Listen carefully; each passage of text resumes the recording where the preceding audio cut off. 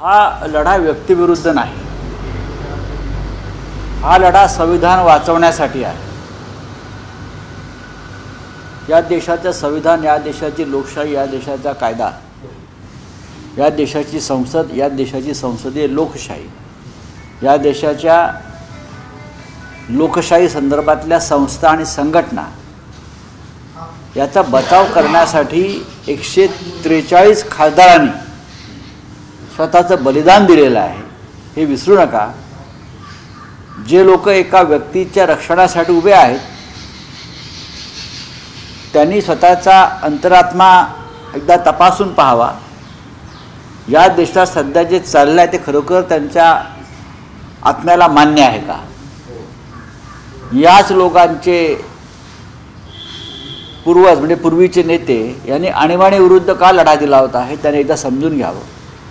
आणि मग 143 खासदारांची ज्या पद्धतीनं मुंडकी उडवलेली आहे ते योग्य आहे का, त्याच्यावर त्यांनी त्यांचं मत व्यक्त करावं। राहुल गांधींनी माफी मागावी किंवा न मागावी आणि कशाकरता मागावी या संदर्भामध्ये उत्तर देण्यास राहुल गांधी समर्थ आहेत। आजच्या सामन्यात तुम्ही असं म्हटले की यांना राम मंदिराच्या उद्घाटनाचा अधिकार आहे का? हे लोकशाहीच्या मंदिराचं स्मशान केलं। लोकशाहीच्या मंदिरातले जे करसेवक आहेत, रखवालदार लोकशाहीचे करसेवक 143, त्यांचं बलिदान तुम्ही ज्या पद्धतीनं दिलेलं आहे ते पाहता ज्यांनी लोकशाहीचं मंदिर पायदळी तुडवलं त्याला राम मंदिराचा अशा प्रकारे सोहळा करून राजकारण करण्याचा अधिकार नाही, हे आमचं स्पष्ट मत आहे। राम, प्रभू श्रीराम जर ह्या देशाचे राजे होते असं आपण मानतो, अयोध्येचा राजा होता आणि त्याची राजवट लोकशाही पद्धतीची होती, लोककल्याणकारी होती, लोकांचं ऐकलं जात होतं।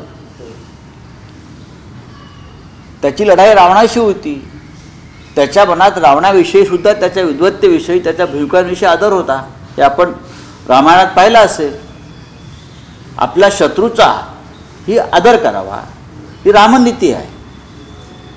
पण सध्या जे रामाचे भक्त म्हणजे टाळ वाजवत आहेत राजकारणासाठी, त्यांना हा रामाचा विचार मान्य आहे का? जर नसेल तर त्यांनी अयोध्येत जाऊन गावागावातून गाड्या सोडणं, मंडळ आणणं, उत्सव करणं यापासून स्वतःला थांबवायला पाहिजे।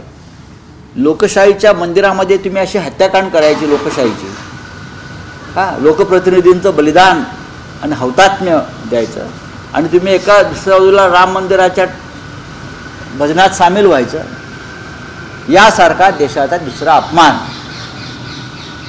आणि देशाच्या लोकशाहीची मिमिक्री आणि मॉकरी नाही। 22 तारखेला उद्घाटन होतंय, सोनिया गांधींना आणि मल्लिकार्जुन खरगेंना निमंत्रण देण्यात आलेलं आहे। चांगली गोष्ट आहे। उद्धव ठाकरे यांना ते आमंत्रण देणार नाहीत। ज्या कारणासाठी अडवाणी यांना आमंत्रण दिलेलं नाही, कारण आम्ही सगळे त्या राम मंदिराच्या आंदोलनात सहभागी होतो। संपूर्ण शिवसेना, बाळासाहेब ठाकरे, आम्ही सगळे त्यातले आरोपी आहोत। मी स्वतः त्यातला आरोपी आहे। त्याच्यामुळे ज्यांनी त्याग केला आहे राम मंदिरासाठी, मग अडवाणी जे असतील, मुरली मनोहर जोशी असतील, उद्धव ठाकरे असतील, आम्ही सगळे असो, आम्हाला ते बोलवणार नाही त्याची आम्हाला खात्री आहे।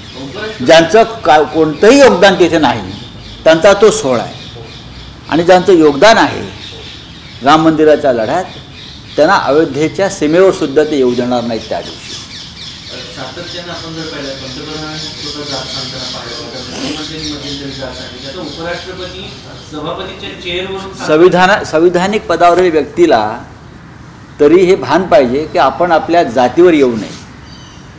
या देशाचे संविधान, जर तुम्ही संविधानाचे रक्षण करते आहात तर या संविधानामध्ये जात आणि धर्माला अशा प्रकारे उघड करून राजकारण करण्याची परवानगी नाही। हे संविधानिक पदावरील व्यक्तीने जर भान ठेवलं नसेल तर त्याला संविधानिक पदाचा अपमान होतो असं सांगण्याचा हक्क नाही। ट्विटरवर एक ट्रेंड आहे की मुख्यमंत्री शिंदे राजीनामा देणार, मला माहीत नाही। कोडगे लोक राजीनामा देत नाहीत कोणत्याही देशभरात, जगभरामध्ये। हिटलरने सुद्धा राजीनामा दिला नव्हता, त्याने आत्महत्या केली होती। किंवा जगभरातील बेकायदेशीर पद्धतीनं राज्य करणाऱ्यांना लोकांनी हुसकावून बाहेर काढलं आहे किंवा ते पळून गेलेले आहेत असा इतिहास सांगतो. माझं कोणाविषयी व्यक्तिगत मत नाही. आगामी काळात तो मुख्यमंत्री होईल हे सांगता येत नाही, प्रत्येकाचे अच्छे दिन येणार असं फडणवीसांनी म्हटले, त्यामुळे बाकीच्यांचं काय होणार असा प्रश्न उपस्थित झाला त्याच्यामुळे. पण माझ्या माहितीप्रमाणे फडणवीस यांचे अच्छे दिन येत आहेत. एक महत्वाचं आहे की जितेंद्र आव्हाडांनी ट्विट केले सर, काल अधिवेशन संपल्यावर RSS आणि भाजपची एक बैठक झाली. त्या बैठकीत असं ठरलंय की भाजपनं स्वबळावर एकट्यानं लढावं, ज्यांच्यावर डाग आहे त्यांना सोबत घेऊ नये. जर एकटं लढलं तर भाजपला यश मिळू शकतं अशी शक्यता वर्तवली जाते आणि आव्हाडांनी तसा दावा देखील केला. नाही, मला कल्पना नाही. बहुतेक त्यासाठीच राज्याचे मुख्यमंत्री हे RSS मुख्यालयात गेले असते. शिंदेनी काल बोलताना कंत्राटदारांसोबत गणित बिघडले असं म्हणत तुमच्या शिवसेनेवरती टीका केली. आदित्य राजामुळे वरुण राजा कृपा झाली आणि टेंडरचा पाऊस पडला असं बोलले. ते काय बोलले हे मी ऐकलं नाही.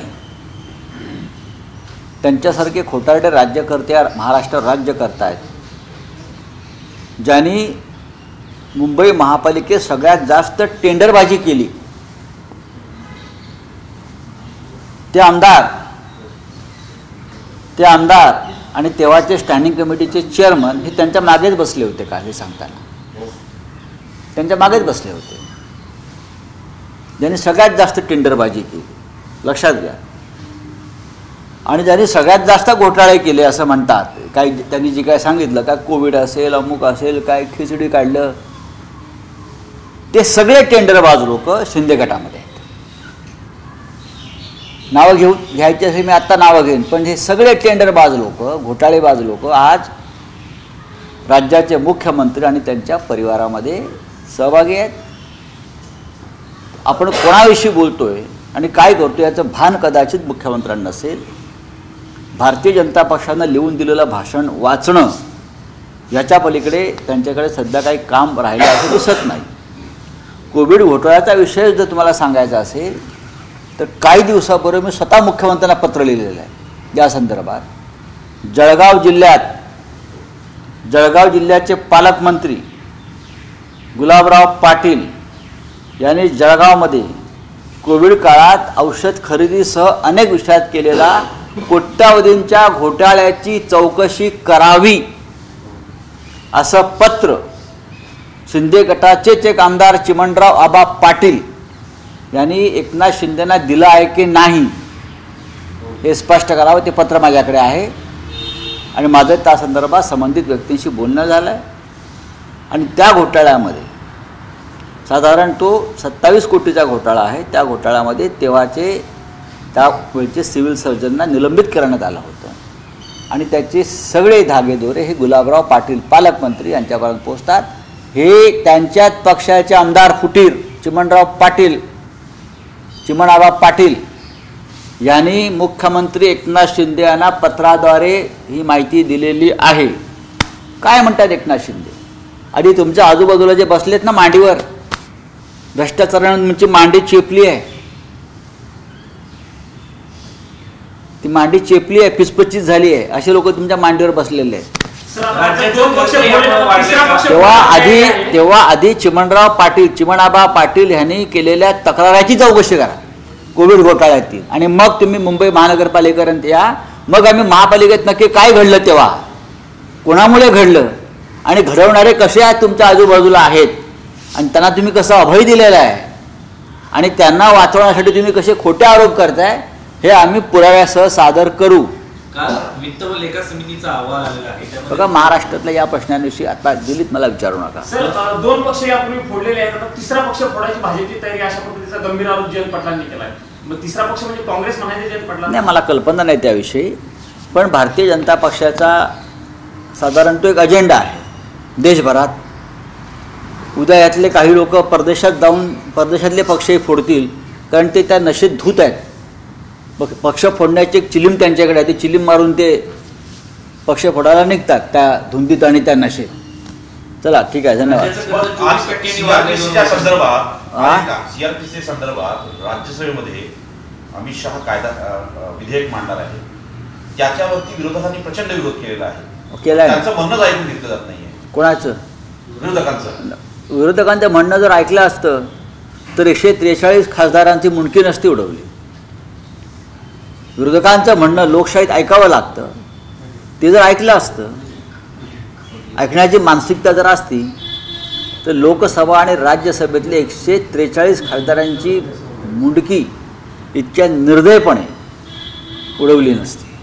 इलेक्शन कमिशनचं विधेयक आता लोकसभेत मांडलं जाणार आहे, त्यामध्ये बदल. या विधेयकाने काही अर्थ नाही. या विधेयकाने काही अर्थ नाही. सरकारला कायदेशीर मार्गाने जी हुकुमशाही प्रस्थापित करायची आहे, त्यासाठी हे सगळी विधेयकं, ही क्रिमिनल लॉ बदलणं किंवा इतर काही कायदे बदलणं, हे धोरण सुरू आहे. चला.